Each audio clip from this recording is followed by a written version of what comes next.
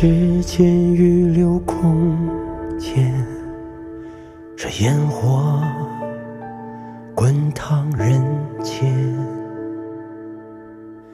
生生不灭，深情最难。一面是闲谈，一面是考验。挥之不去，白马少年。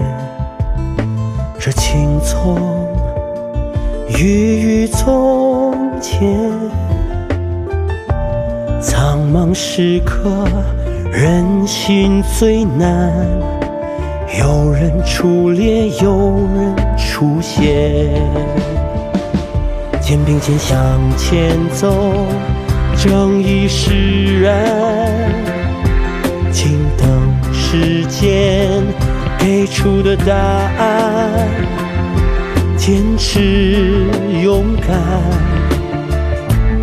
哪怕再难，念念不忘中的圆满。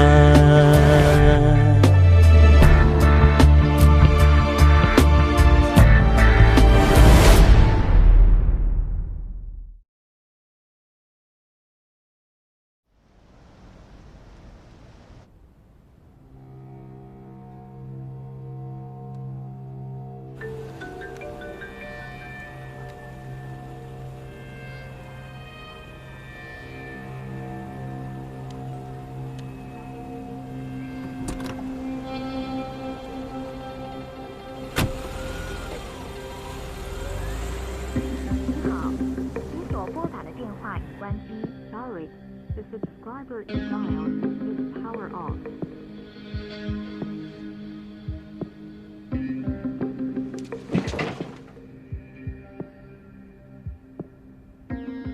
你们慢慢吃啊！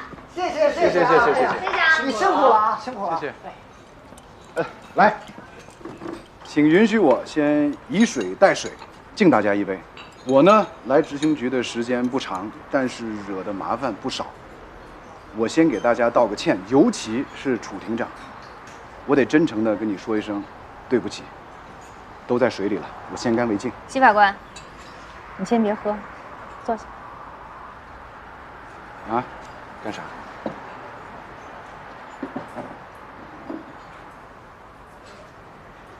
我们执行二庭一直以来结案率都很高，但投诉率也很高。案结事了一直是我们对工作的要求。因为经常收到投诉，有的时候我也会用执行工作的特殊性来宽慰我自己，但这可能是我之前工作上最大的失误。你来了，改变了这个局面。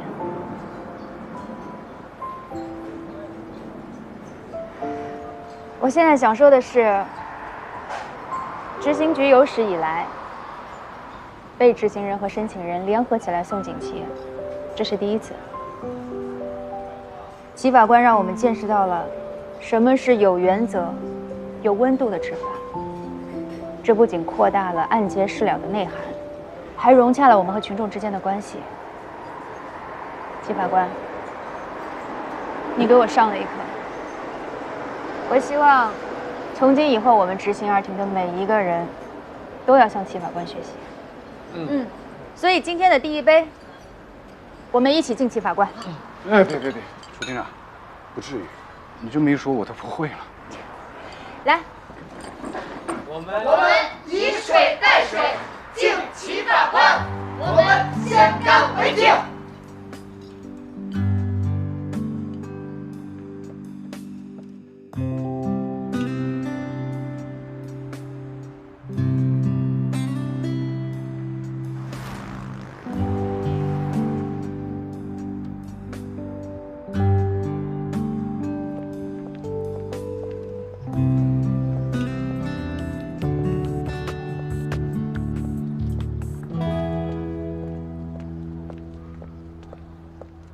你到底搬不搬？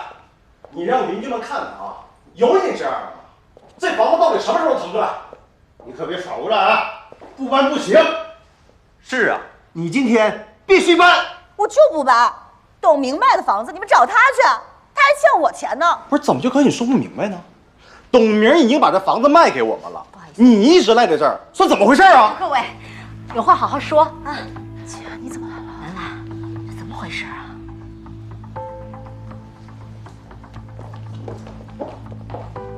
董明真把房子卖了？我不知道呀，他人跑了，一直联系不上，他把所有值钱东西都拿走了。那行，别着急。各位，购房合同你们有吗？我还真带了。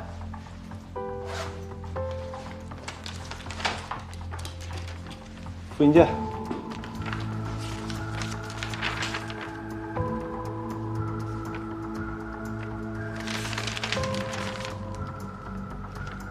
这房子卖了好几个月了。是啊，董明把这房子过户给我，说还想在这儿住。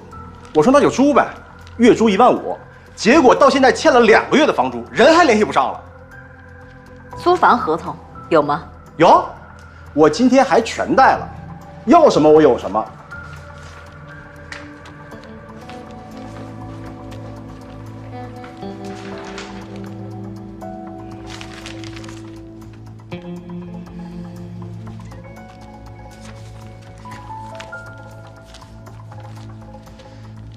这位先生，这租房合同上写的是租2年，押1付3，这才过了半年。可他没交租金呀！哎，你别着急，照理说这事儿你们应该找董明，我妹妹也是被董明给骗了。你看这样行不行？我们继续履行租约。怎么履行啊？我转你9万，一次性付满半年房租，我表妹接着住。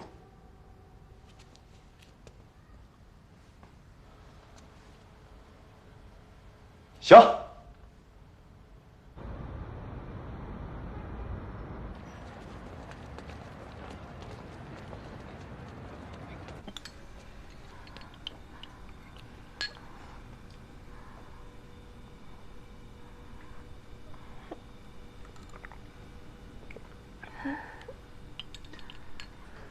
受害人任雪，女，22岁，青港伊势学院附中舞蹈老师。被告刘泽光，男，25岁，无业。4月10日凌晨3点，被告刘泽光驾驶玛莎拉蒂牌小轿车，因闯红灯将受害人任雪撞伤，导致受害人5级伤残。经公安交通部门认定，驾驶员刘泽光负全部责任。本院判决后，需赔偿受害人任雪各类费用总计90.2万元。被告刘泽光在支付了受害人第一笔手术治疗费12.4万以后，剩下的赔偿金至今还未支付。受害人任雪向本院申请强制执行，此案由我们执行2厅负责。刘泽光车祸案由麒麟负责执行，叶璇配合。好。有2点我需要补充一下，由于刘泽光未支付剩余赔偿金，已经严重影响到申请人的后续治疗和康复训练。申请人现在24小时需要人陪护，保姆费、营养费等每个月的开销巨大。还有个情况，青艺附中舞蹈班的师生已经2次给法院写信，呼吁对刘泽光车祸案尽快执行。他们认为，刘家有庞大的家族企业，又是开玛莎拉蒂撞的人，很张扬，很恶劣。他们不是赔不起，而是不想赔。为富不仁，我最讨厌这样的无赖了。你说什么？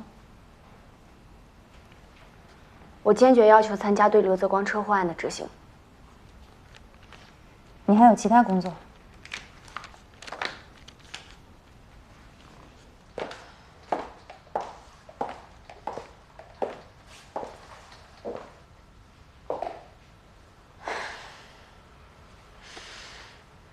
说说吧，到底怎么回事？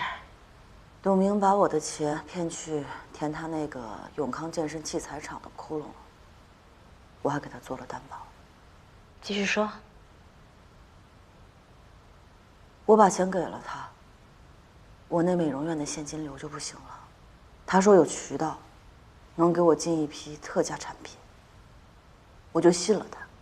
可谁知道，顾客用了那些产品以后，毁了容，结果把我给告了。天哪，这是乱的！你现在还欠多少钱？要不我先给你垫上，先把眼前难关过了。1000多万，1000多万。啊，光赔偿金就800多万呢。哎呀，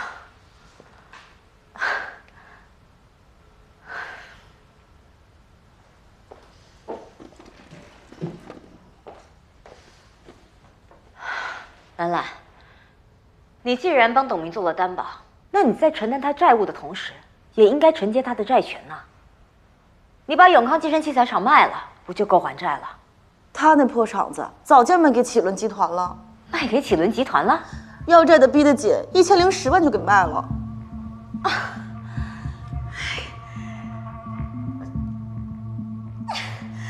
兰兰，你知道吗？这永康健身器材厂现在是全京港仅剩的风水宝地，全地产界都知道这块地有多难买。你们竟然1010万就卖了？以前董明也这么说，结果这不开发2次也没成，到现在地价也没涨啊。那如果这一次开发是真的呢？那就叫命里没有莫强求。他董明啊，就没那发财的命。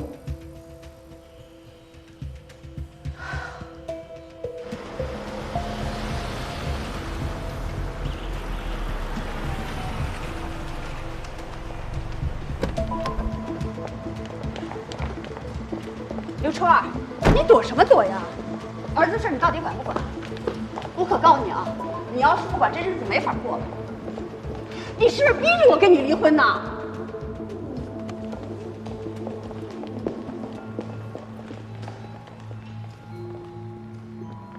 结婚戒指呢？咱们的结婚戒指呢？你给卖了吧？你的股票基金也卖了吧？你名下的房子呢？是不是也卖了？张燕，你现在什么都没有了，就来逼我了，是不是？你自己算一算，你往这个大筐里扔了多少钱了？你，我是他妈，儿子的事儿我能不管吗？怎么管啊？怎么管呀？管了他长记性了没有啊？老刘，咱就这么一个儿子，是他不懂事儿。你看，你这不是已经给他教训了吗？他说了，只要你再帮他一次，他一定会改。算了吧你自己编的这些鬼话，你自己信不信啊？啊？张燕，我告诉你，你儿子的事情我不会管的。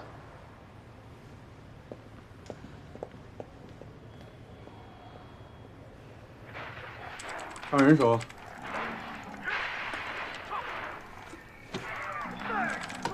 别动啊！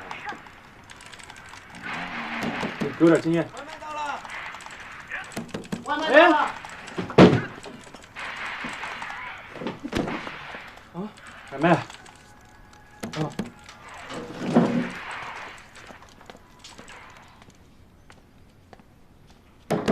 外卖到了。来了来了。谢谢啊。哎，对。哎，老妈，老家伙怎么说？你爸还是不想管，我还在给他做工作呢。人在哪儿呢？你赶紧过来呀！我不去，他不管我还去个什么劲儿啊？你跟他说，从今往后我就当没他这个爹，我不认他。光哥，要不还是去一趟吧？有你什么事？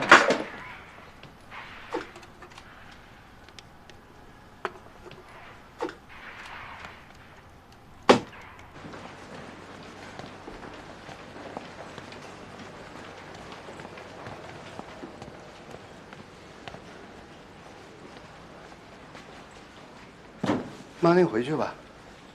回去啊，烦得很，还是在这陪小雪吧。您都陪4天了，你也不能不睡觉啊。你怕我扛不住啊？我还怕你扛不住呢。你还要上班呢，不能不休息啊。刚才小雪醒了，我问她还疼不疼，她说好多了。孩子懂事儿。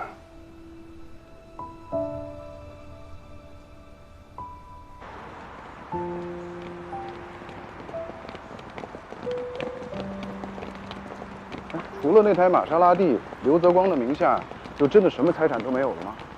目前调查的结果是这样的，而且他名下所有的信用卡都欠款逾期，个人征信很差，就找不到任何他的线索了。他电话已经停机1个多月了，联系不上。行，我知道了，上车吧。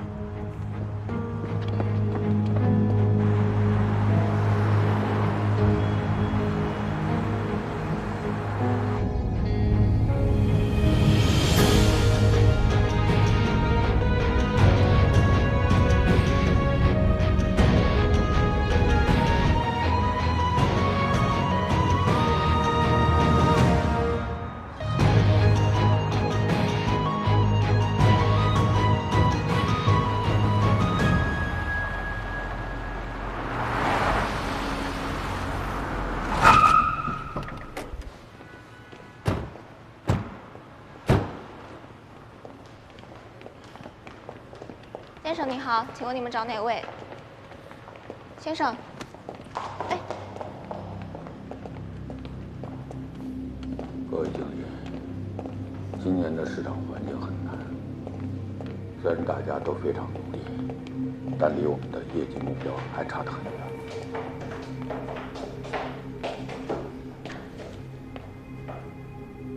你们找谁呀？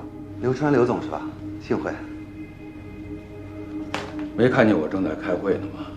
如果有什么事情的话，请到楼下休息室等我。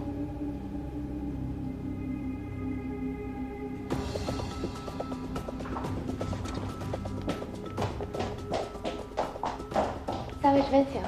跟你没关系，别往上凑。等会儿出点什么事儿，你可收不了场。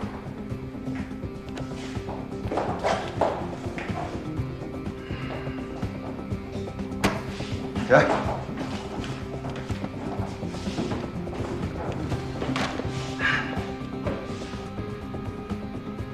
刘泽光在哪儿？不瞒你说，我也在找他。这亲爹都找不着，不好办呢。也好，今天你这儿人多，你当着大家的面儿给我评评理啊。刘泽光啊，这是刘总的公子。3月份的时候呢，在我这儿借了点钱，说6月份还，到现在是1毛钱也没还，人还失联了。当然了，我是不怕他赖账了，毕竟这川河物流那么大的公司摆在这儿呢，是吧，刘总？刘泽光欠你的钱，你应该去找他呀。这父债子偿，那子债也应该父偿啊。你要是跟你儿子一样在这跟我耍混蛋，是不是有点太不拿我们当回事儿？啊！我们今天既然来了，你今天就必须把这个事儿给我解决。你要是不想解决，你川河物流算干到头了。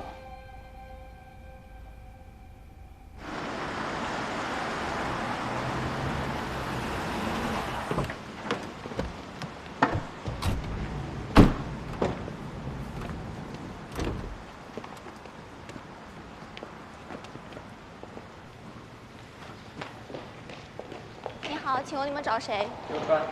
楼上。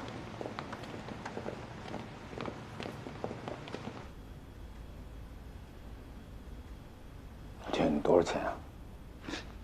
早这么说不完了吗？3月份的时候借了我40万，现在连本带利还我113万就行。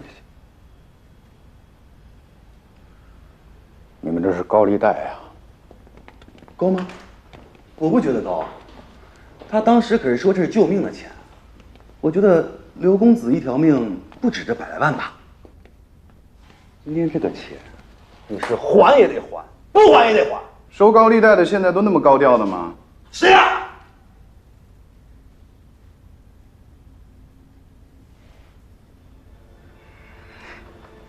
行啊，刘总，法院的都抢呀。记住，跑得了和尚跑不了庙。先不着急走。宇川，我是青冈法院执行局的法官，我叫麒麟。请问你现在需要报警吗？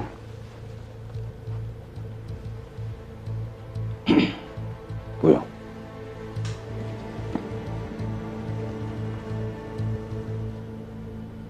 法官，我们现在可以走了。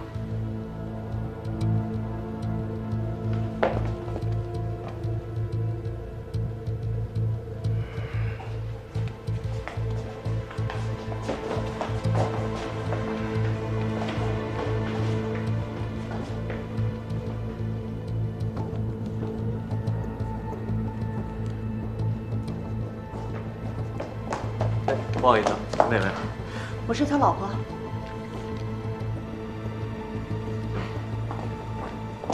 你是刘泽光的母亲？是，我是他母亲。正好，二位都在。刘泽光车祸案的判决，你清楚吗？清楚。但是我不打算替他赔付。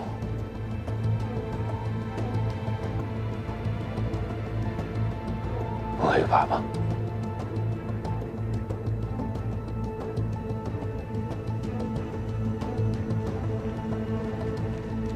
不违法，但是我希望你能够考虑清楚。今天呢，我们过来是跟你沟通的。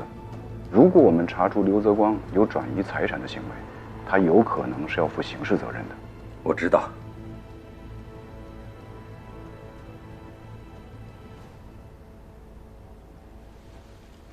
刘川，我提醒你一下，根据《中华人民共和国刑法》第313条。对人民法院的判决裁定有能力执行而拒不执行，情节严重的，处3年以下有期徒刑、拘役或者罚金；情节特别严重的，处3年以上7年以下有期徒刑，并处罚金。老刘，你听见没有？你帮帮小光，你不能眼看着儿子坐牢吧？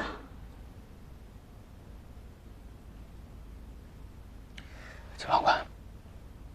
我想好了，这笔钱啊，我不替他还。这个刘泽光啊，他已经是成年人了，他应该为自己的行为负责，对吧？刘川儿，闭嘴！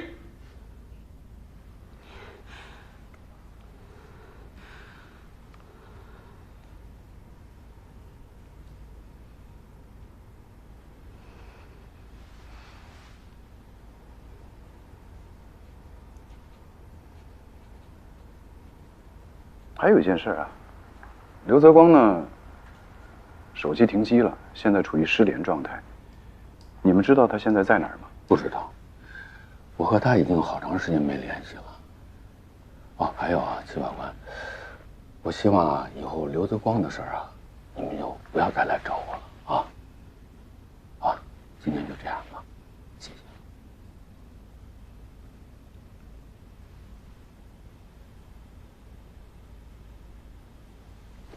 打扰了。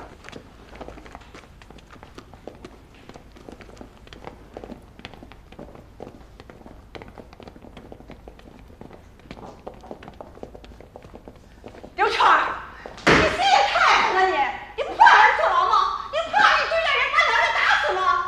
等点，我告诉你，小光就是坐牢，也是你要负责。还有他们被人打死，也是你管的。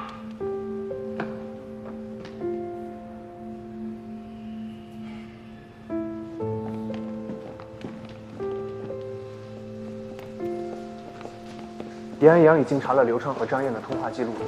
刘川在这3个月里没有和刘泽光有任何联系，但张燕是从1个月前不再和刘泽光通话的。可他近1个月和一个叫孙欣欣的人几乎每天都有电话联系。盯住张燕，找到孙欣欣就能找到刘泽光。明白。如果他们年底之前没有什么起色的话，想回报。好，明白。那董事会呢？我来解决。你先忙吧。好。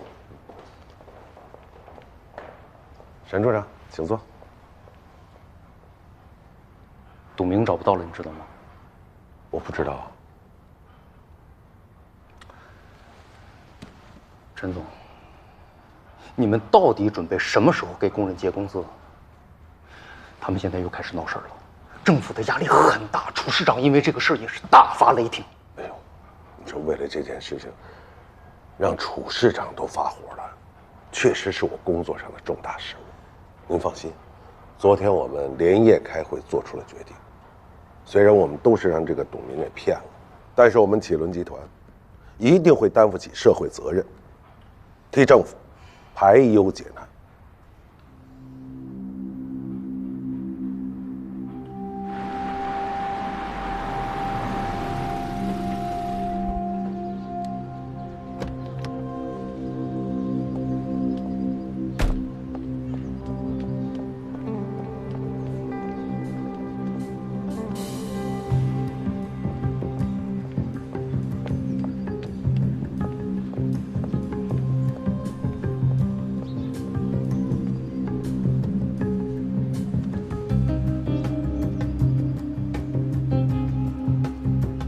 中安村1081。八百本事劝不动你吧，你也别怪我。明天我就把车卖了，能顶多少是多少，先还上一部分，争取一个好的态度。行，我跟我二手车那边的朋友联系好，说你那个奥迪 Q5还能卖个17万，回头我给你发个定位，你把车直接就开过去，他们就把钱给我转回来。你早就联系好了，那不早晚的事儿吗？行，我告诉你啊，法院刚才找过你爸了。小光，你告诉妈，你没有转移资产吧？妈，老东西这几年防贼一样防着我，我有资产吗？以前在他那儿，我一个月能挣3万块钱，后来班都不让我上了，我都没工资，我哪来资产啊？我倒是想转移了，我上哪儿转移去？拿什么转移啊？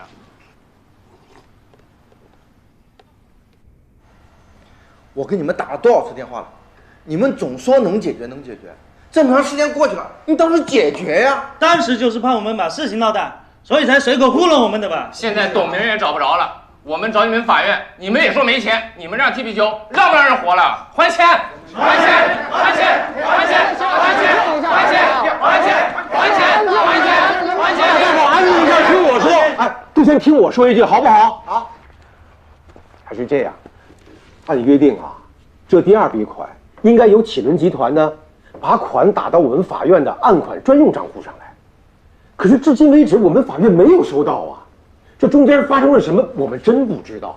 不过请大家伙放心啊，刚才我也跟你们介绍了，我是咱们法院执行局局长，我叫周磊，我来保证这件事情，我们法院肯定会负责到底。好不好？哎，这种话我们听得太多了，哎，全是骗人的。今天推明天，明天推后天，闹不了了之是吧？今天不解决，我们不走了，还钱！还钱！还钱！还钱！还钱！还钱！还钱！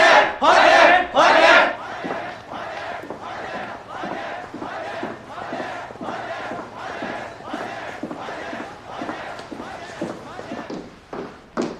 陈总，穆律师，坐，快请坐。陈总，时间紧迫，我就开门见山了。我们法院案款专用账户至今没有收到启伦集团的第2笔款，我想了解一下是什么原因呢？哦，这第2笔款我打给董明了呀。为什么不按照约定把这笔钱打到我们法院案款专用账户呢？董明找我闹了好几次，说他有急用，求我帮帮他，他也确实难，我就答应他了。陈总，既然启伦集团收购了永康健身器材厂，那么当然有义务承担他们所有的债权债务。你们应该妥善解决好工人欠薪的问题。当初我们和董明是谈好了的，永康健身器材厂的所有的债权债务都包含在这1010万的收购总额当中，这在合同当中都是有明确约定。可是董明现在处于失联状态，所以我们才请陈总过来协商。现在讨薪的工人就在第2谈话室闹着呢，我们不想事态扩大。这件事情如果处理不好，那对启伦集团也是有影响的。希望你们能够承担起社会责任。董明拖欠工人的工资具体数目是多少啊？132万7千。我付。什么？你说的对，启伦集团应该承担社会责任，这笔钱我付。那实在太好了，我代表法院感谢您。我想那些讨薪的工人们也会感谢您的。陈总，谢谢。不客气。陈总，补偿工资的事您事先没告知我。不谈这事儿。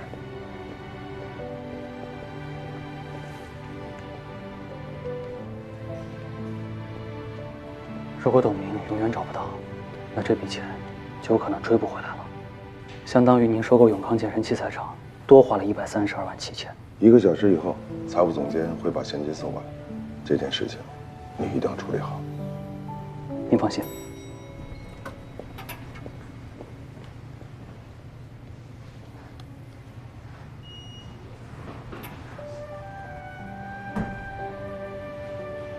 好的，好的，我知道了。还有点多长时间？耐心一点，1个小时，钱肯定送到。我们会开出案款收据，凭收据找到董明之后，你们可以向他追索这笔钱。我懂。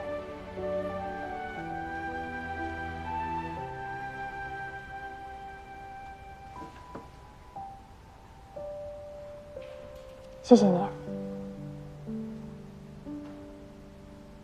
这件事情能办成，我相信你在里面一定做了很多工作，那些工人们也会感激你的。谢谢。工人能拿到工资，我也很开心。下一个，谢谢法官。不客气。还要抽一台，请签字。谢谢。谢谢。下一个，不客气。下一个，不客气。谢谢。下一个，直升机牛啊！请签字。谢谢。下一个，不客气。谢谢。下一个，谢谢法官。不客气。请签字。谢谢。下一个，谢谢法官。不客气。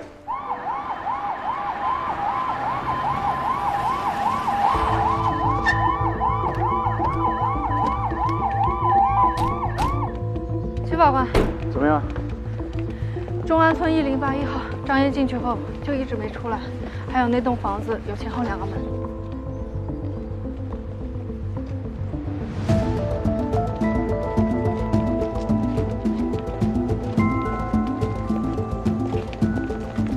奶奶，我现在回不去，我给小光哥送东西呢。啊，我知道了，一会儿就回去了啊。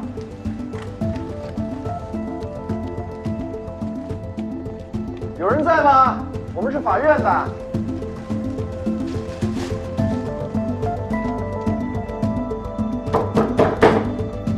张烨女士，我们是青冈法院执行局的法官，麻烦你开一下门。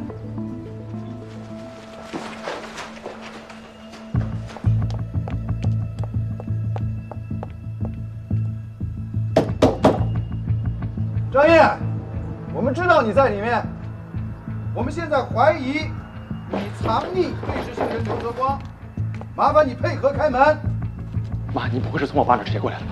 当然了，你真行啊！早知道我还费什么劲儿啊！我还不如住家里让他们来抓我呢。小点声音。张烨，如果你再不开门，我们就要强行破门了。我知道你们是谁呀，我才不会开门呢。我儿子不在，我告诉你们，你们再敲门，我就报警。你先顶上啊！你干什么去？我跑。别动！去哪儿啊？还想往那儿跑啊？没跑，没回来。去啊！没想跑，你们干什么？你们干什么？光天化日，朗朗乾坤！你们这私闯民宅，你们知道不知道？我告诉你们，我告你们去！谁要报警我？这是搜查令，你不要激动。被执行人刘泽光，我们是青冈市法院执行局法官，先向你了解你有无赔偿意愿。如果你继续恶意失联，法院不排除实施强制执行。法官啊，我不是恶意失联，我是有抑郁症。我现在一听电话我就抑郁，所以我根本就不敢开手机嘛。还有，我当然是有意要赔偿的。可是我现在根本就没钱，我一没工作，二没收入，三没存款。说实话，不怕你们笑话，我现在吃饭都是一个问题。我是靠我朋友他们几个救济我才勉强活过来的。你们说，我怎么赔？怎么赔嘛？哦，难不成我还得一命抵一命吗？再说了，那个被撞的人雪他不还没死吗？就算偿命，现在也不是时候啊。年纪轻轻的，就是一副无赖的嘴脸。我们对你的基本情况已经掌握了。你说你什么财产都没有，情况不属实。至少你那辆肇事的玛莎拉蒂，现在市场估值不低，逃避不是办法。您不说这事儿我还忘了，没了，车没了，玛莎拉蒂没了。别乱动！我没乱动，我拿东西。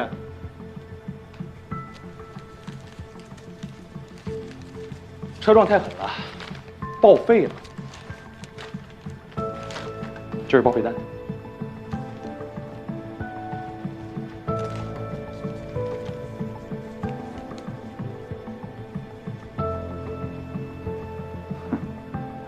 原来是早有准备啊，我还是低估你了。刘泽光，你因拒不履行生效判决，我们现在对你实施拘留。走。哎，干什么？干什么？车报废抓我干什么呀？坐开。来看清楚啊，这个单子上写的是5月31号，时间是在法院判决之后。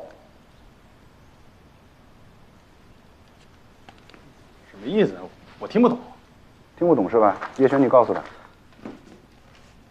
根据民事诉讼法第114条规定，及根据关于适用中华人民共和国民事诉讼法的解释第188条，在法律文书发生效力后，转移、变卖、毁损财产，导致人民法院无法执行的，人民法院可根据情节轻重予以罚款、拘留；构成犯罪的，追究其刑事责任。听懂了吧？带走。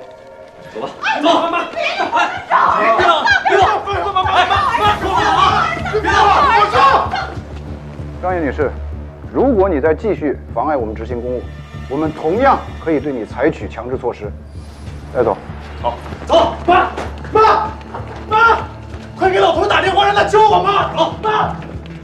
儿子，你别跑，妈跟你说你不要跑。冷静。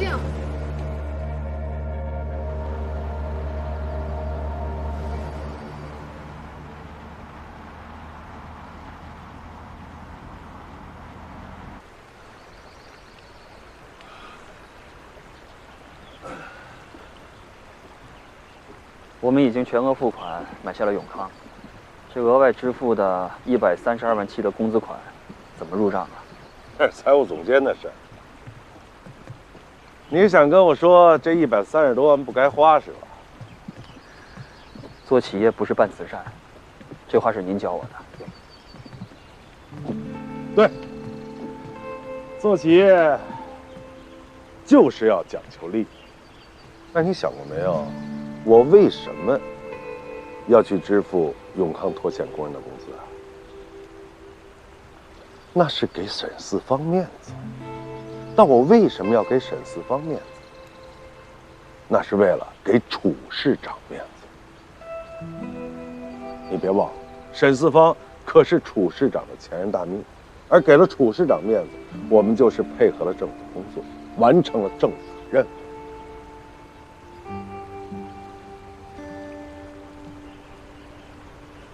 这晨光广场没有政府支持成吗？那你现在告诉我，这132万7花的值吗？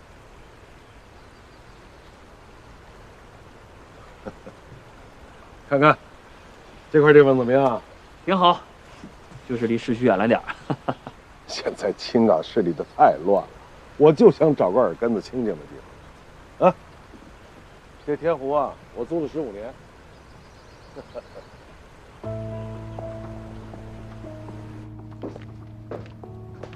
接着说。刘泽光在川河物流上班的时候就是个闲职，张燕说是为了把他放在他爸眼皮子底下好看着他，才安排他去上班的。但不到半年时间，他就被开除了。刘川开除刘泽光，老子开除儿子。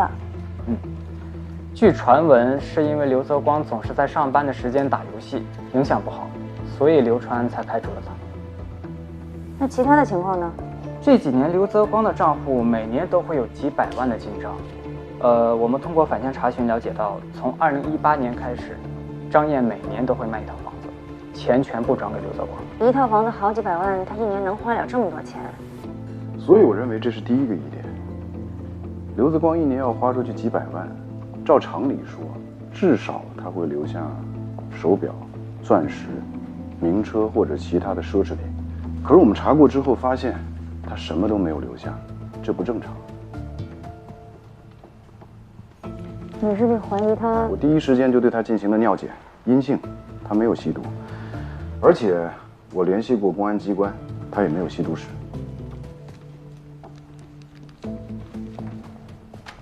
那接下来你准备怎么办？有2个突破点。第一呢，刘泽光现在住的那个房子，不是他自己租的，租房人的姓名叫孙欣欣。我们一定要搞清楚这个孙欣欣跟刘泽光到底是什么关系。第二，那就是那台车，那台肇事的玛莎拉蒂到现在为止，我们谁都没见过，必须要找到那台车。活要见人，死要见尸嘛。车的方面，欧阳露露在行，让他参与这个案子。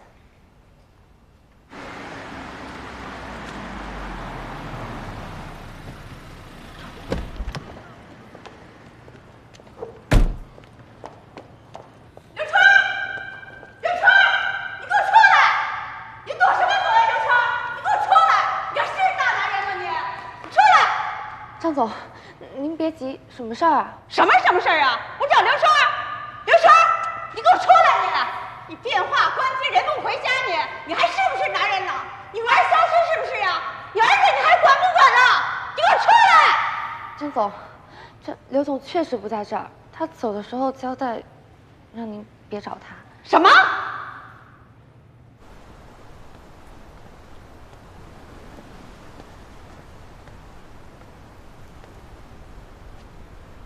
刘总，今儿城里啊真有事儿，我得回去的。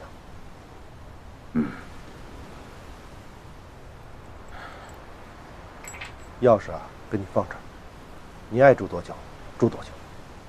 走的时候呢，帮我把门锁上。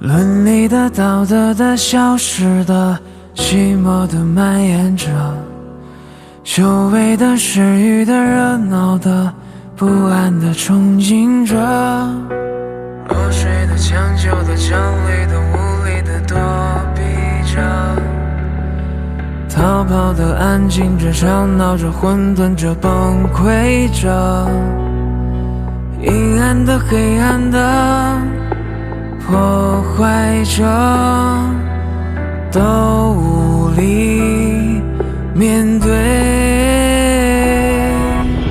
勇敢的、坚定的、坚毅的、守护的人啊，分离的、无畏的、坚韧的，摆着不闹，照亮你和我。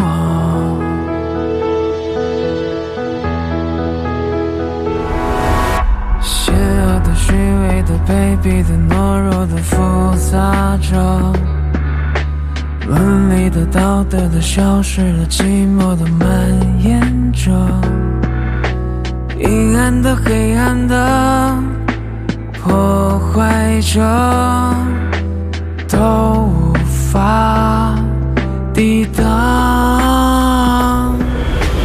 勇敢的、坚定的、高尚的、守护的人啊，分离的、无畏的、前行着、摆着不闹，照亮你